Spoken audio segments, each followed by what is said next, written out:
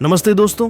Lord's में खेले गए तीसरे टेस्ट के चौथे दिन भारत ने इंग्लैंड को धूल चटाने की ओर मजबूत कदम बढ़ाए, जिसके बाद इंग्लैंड के दिग्गज बुरी तरह भड़क गए। वॉशिंगटन सुंदर की घातक गेंदबाजी ने इंग्लैंड की दूसरी पारी को 192 रनों पर समेट दिया और भारत को 193 रनों का लक्ष्य मिला। चौथे दिन का खेल खत्म होने तक भारत ने 4 विकेट के नुकसान पर 58 रन बना लिए हैं और जीत के लिए 135 रनों की जरूरत है। केएल राहुल 33 रन बनाकर क्रीज पर डटे हैं। भारत के पास 5 मुख्य बल्लेबाज बाकी हैं और जीत की उम्मीद बरकरार है। इंग्लैंड के दिग्गज Michael Vaughan, Stuart Broad, Nasir Hussain और केविन पीटरसन ने हार पर भड़ास निकाली और भारत की तारीफ की। आइए जानते हैं उनकी प्रतिक्रियाएं। लेकिन उससे पहले कमेंट में बताइए, क्या भारत 5वें दिन यह टेस्ट जीतेगा? और वीडियो को लाइक और चैनल को सब्सक्राइब करना ना भूलें। दोस्तों, आपको मैच के बारे में बताते चलें कि भारत और इंग्लैंड के बीच चल रहे तीसरे टेस्ट मैच में भारतीय खिलाड़ियों का जबरदस्त परफॉर्मेंस देखने को मिल रहा है। इस मुकाबले में टॉस जीतकर इंग्लैंड के कप्तान बेन स्टोक्स ने बल्लेबाजी करने का फैसला किया था, लेकिन भारतीय टीम के गेंदबाजों ने खतरनाक गेंदबाजी करते हुए पहले इनिंग्स में इंग्लैंड को 387 रनों पर ऑल आउट कर दिया। फिर टीम इंडिया ने पहले इनिंग्स में 387 रन बनाकर इंग्लैंड को एक भी रन की बढ़त नहीं मिलने दी। दूसरी पारी में जब इंग्लैंड की टीम में बल्लेबाजी करने के लिए उतरी तो भारतीय गेंदबाजों, खासकर वॉशिंगटन सुंदर, जसप्रीत बुमराह और नीतीश कुमार रेड्डी ने तूफान मचाते हुए इंग्लैंड को 192 रन पर ऑल आउट कर दिया। इस तरीके से इंग्लैंड की टीम भारत को 193 रनों का ही लक्ष्य दे सके। वही दोस्तों, भारत की दूसरी पारी झटके के साथ शुरू हुई। कुल 5 के स्कोर पर जोफ्रा आर्चर ने यशस्वी जायसवाल को विकेट के बीच जेमी स्मिथ के हाथों कैच कराया। वह खाता खोले बिना आउट हुए। इसके बाद मोर्चा केएल राहुल और करुण नायर ने संभालने की कोशिश की। दोनों ने कुछ अच्छे शॉट्स खेले और दूसरे विकेट के लिए 66 गेंदों में 36 रन जोड़े। ब्राइडन कार्स ने इस साझेदारी को तोड़ दिया। उन्होंने नायर को एलबीडब्ल्यू आउट किया। वह 33 गेंदों में एक चौके की मदद से 14 रन बनाकर पवेलियन लौटे। चौथे नंबर पर बल्लेबाजी के लिए आए कप्तान शुभमन गिल पहली पारी के बाद दूसरी पारी में भी कुछ बड़ा कारनामा करने से नाकाम रहे। उन्हें भी कार्स ने ही एलबीडब्ल्यू आउट किया। इसके बाद बेन स्टोक्स ने नाइट वॉचमैन के तौर पर आए आकाशदीप को बोल्ड कर दिया। वह 11 गेंदों में सिर्फ 1 रन बना पाए, लेकिन 4 विकेट लेने के बाद भी इंग्लैंड के दिग्गजों को डर सता रहा है कि वो इस मैच में हार न जाए। चौथे दिन मैच के बाद इंग्लैंड के दिग्गजों ने भी अपने बयान दिए। सबसे पहले माइकल वॉन ने बयान दिया।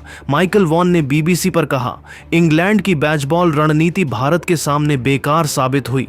वॉशिंगटन सुंदर ने जो रूट और बेन स्टोक्स जैसे बल्लेबाजों को बोल्ड कर हमें हक्का बक्का कर दिया। बुमराह और सिराज ने शुरुआत में ही हमारा टॉप ऑर्डर उखाड़ फेंका। भारत की फील्डिंग और शुभमन गिल की कप्तानी लाजवाब थी। वॉन ने चेतावनी दी, इंग्लैंड को अपनी बल्लेबाजी में अनुशासन लाना होगा, वरना सीरीज गंवाने का खतरा है। भारत के पास अभी 5 बल्लेबाज हैं और वे यह टेस्ट जीत सकते हैं। स्टुअर्ट ब्रॉड ने स्काई स्पोर्ट्स पर कहा, वॉशिंगटन सुंदर की स्पिन ने लॉर्ड्स की पिच का बखूबी इस्तेमाल किया। उनकी गेंदों ने जो रूट और स्टोक्स को बेबस कर दिया। सिराज और बुमराह ने शुरुआती झटके दिए, जिसके बाद हमारी बल्लेबाजी कभी संभली नहीं। भारत 4 विकेट के नुकसान पर 58 रन पर है और केएल राहुल शानदार लय में है। यह टेस्ट भारत के पाले में है। ब्रॉड ने भारतीय फैंस की तारीफ की। लॉर्ड्स में भारतीय फैंस का जोश देखने लायक था। इसके बाद नासिर हुसैन ने स्काई स्पोर्ट्स पर निराशा जाहिर की। इंग्लैंड का टॉप ऑर्डर पूरी तरह फेल रहा। जैक क्राउली और हैरी ब्रूक से हमें उम्मीद थी, लेकिन सिराज और रेड्डी ने उन्हें मौका नहीं दिया। सुंदर की स्पिन और बुमराह की यॉर्कर ने हमें कोई मौका नहीं दिया। भारत की फील्डिंग, खासकर जायसवाल और जडेजा के कैच गजब के थे। हुसैन ने कहा, भारत के पास अभी भी मजबूत बल्लेबाजी लाइनअप है। 5वां दिन रोमांचक होगा। केविन पीटरसन ने एक्स पर लिखा, भारत ने लॉर्ड्स में कमाल कर दिखाया। वॉशिंगटन सुंदर की स्पिन और बुमराह सिराज की तेज गेंदबाजी ने इंग्लैंड को धराशायी कर दिया। केएल राहुल जिस तरह डटकर खेल रहे हैं, भारत जीत सकता है। इंग्लैंड को बैचबॉल पर दोबारा विचार करना होगा। पीटरसन ने भारतीय फैंस को सलाम किया। लॉर्ड्स में भारतीय फैंस ने स्टेडियम को रंगमंच बना दिया।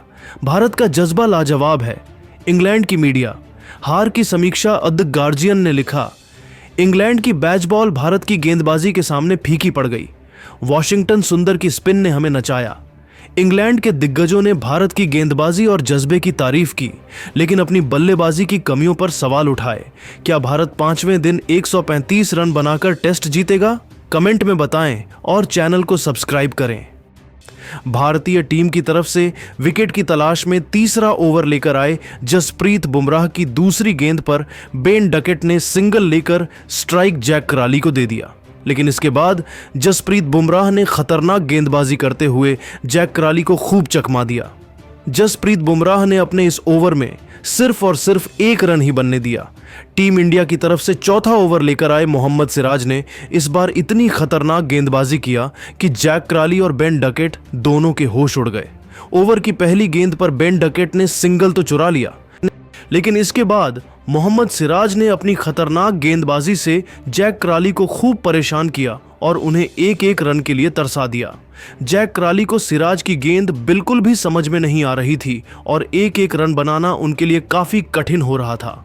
मोहम्मद सिराज ने चौथे ओवर में सिर्फ 1 रन खर्च किया, लेकिन वह टीम इंडिया को सफलता नहीं दिला सके। जैक कराली और बेन डकेट दोनों बल्लेबाज पूरी तरीके से मैदान पर सेट हो चुके थे और धीरे धीरे इंग्लैंड के स्कोर को आगे बढ़ा रहे थे, जबकि दूसरी तरफ टीम इंडिया को विकेट की तलाश थी।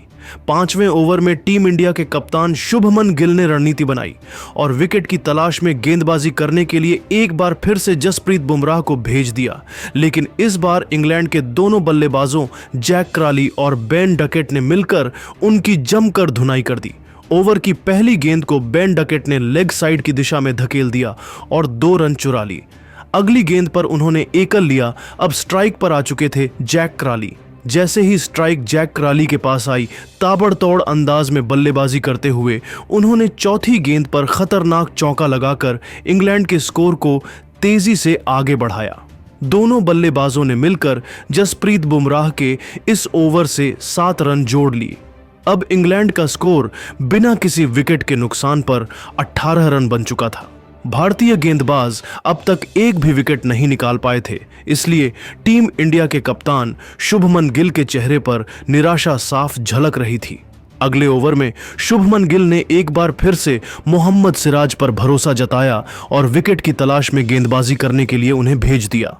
ओवर की तीसरी ही गेंद पर बेन डकेट ने जबरदस्त चौका लगा दिया, लेकिन इसके बावजूद मोहम्मद सिराज ने हार नहीं मानी और इस मौके का बदला लेते हुए 5वीं गेंद पर बेन डकेट को अपना शिकार बनाया।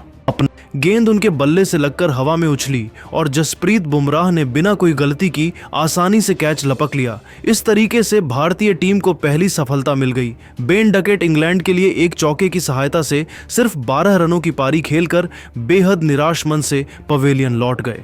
इंग्लैंड की टीम को 22 रन के स्कोर पर पहला झटका लग गया। बेन डकेट का विकेट गिरने के बाद जैक कराली का साथ देने के लिए मैदान पर अब ओली पोप। दोनों बल्लेबाजों के कंधों पर इंग्लैंड की पूरी जिम्मेदारी आ चुकी थी। 6 ओवर की समाप्ति के बाद इंग्लैंड का स्कोर था 1 विकेट के नुकसान पर 22 रन। 7वें ओवर में जसप्रीत बुमराह ने खतरनाक गेंदबाजी करते हुए दोनों बल्लेबाजों को खूब चकमा दिया, लेकिन ओवर की अंतिम गेंद पर ओली पोप ने जबरदस्त चौका लगाकर इंग्लैंड के स्कोर को 27 रनों तक पहुंचा दिया। 8वें ओवर में दोनों बल्लेबाजों ने सिंगल और डबल के साथ काम चलाया और समझदारी के साथ बल्लेबाजी करते हुए 3 रन जोड़ लिए। भारतीय टीम के कप्तान शुभमन गिल ने गेंदबाजी करने के लिए एक बार फिर से जसप्रीत बुमराह को भेजा। यहां पर जैक कराली ने अपने बल्लेबाजी करने का अंदाज बदला। ओवर की पहली गेंद को जैक कराली ने ऑफ साइड की दिशा में धकेलकर 2 रन चुरा लिए। फिर अगली गेंद पर सनसनाता हुआ चौका लगाकर इंग्लैंड के स्कोर को रॉकेट की रफ्तार से आगे बढ़ाया। जसप्रीत बुमराह ने अपने इस ओवर में 6 रन खर्च किए। 10वें ओवर में टीम इंडिया की तरफ से खतरनाक गेंदबाजी करते हुए मोहम्मद सिराज ने ओली पोप को खूब परेशान किया। ओली पोप संभल कर बल्लेबाजी करते हुए अपना विकेट बचाने में लगे हुए थे।